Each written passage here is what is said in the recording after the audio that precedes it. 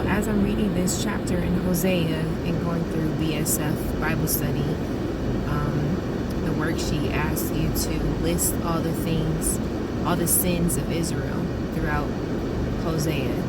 And one thing that stood out was the fact that these sacred stones, one verse says, it's like the Lord is speaking and he says, you have adorned your sacred stones. And immediately crystals came to mind and how much people gravitate to them and try to attach meaning to them and different types of energies, and thinking that this crystal is a source of this energy and making you feel better or making you think better or whatever it is. And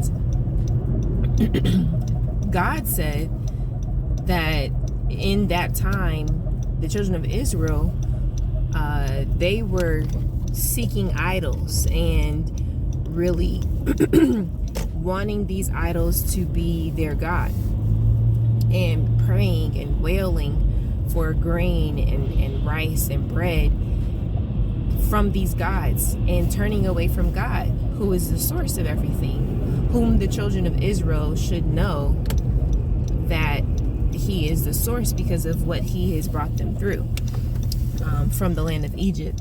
So there are a lot of people out here today that have been raised in church, and I'm thinking specifically about people who have decided to just never go to church again.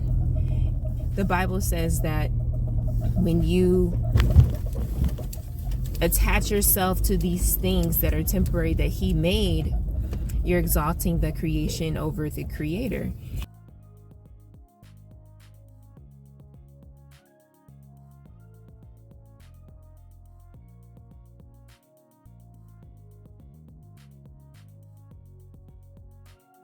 And it's called a whoring. He called it a whoring. And I was thinking about what we call a whore, and that's somebody that is not committed to any person or any particular thing, but truly desires to seek that thing or that object or that person to give them temporary pleasure that they know is not going to last, so they have to find another one and another one and another one.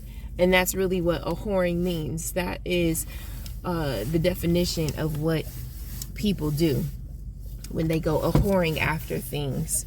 Not just being a whore, but whoredom is just never being satisfied and wanting to go after this thing and that thing and that thing. So if you're using these things that God made as your temporary idols, and you're seeking things that God created to give you the source of life, to give you access to the source of life, instead of seeking out the source of life, and you're rejecting God as a result, I pray that you would pray to him and ask him for the thing that you are seeking, because I guarantee you, if you seek him, you will find him.